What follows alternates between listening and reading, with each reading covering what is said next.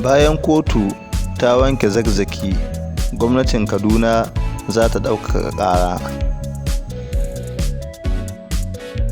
Gwamnatin jihar Kaduna ta sanar da cewar za ta ɗaukaka ƙara a kan shari'ar da aka yi wa shugaban mazhabar Shi'a a Najeriya, Sheikh Ibrahim ZAKZAKY da matarsa Malama Zinat.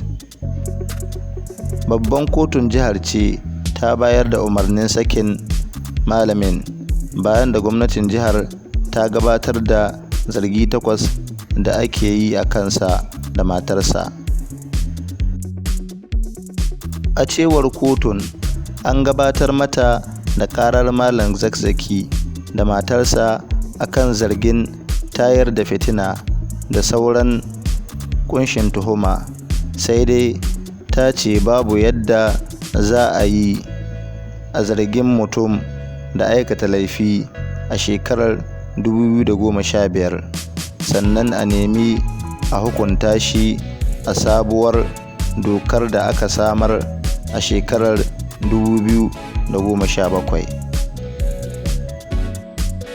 Sai dai a lokacin da aka tuntuɓi ɗaya daga cikin lauyoyin da ke kare malamin, barista Sadau Garba, ya ce har yanzu ba su samu tabbaci game da rana ko lokacin da gwamnatin ke shirin fara sabuwar shari'a ba.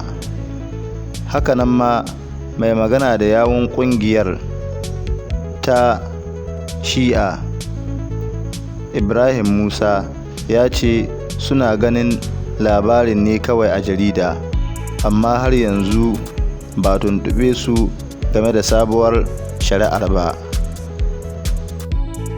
Sheikh Ibrahim ZAKZAKY da matarsa sun kwashe sama da shekaru 4 a tsare tun bayan gurfanar da su a gaban kotu.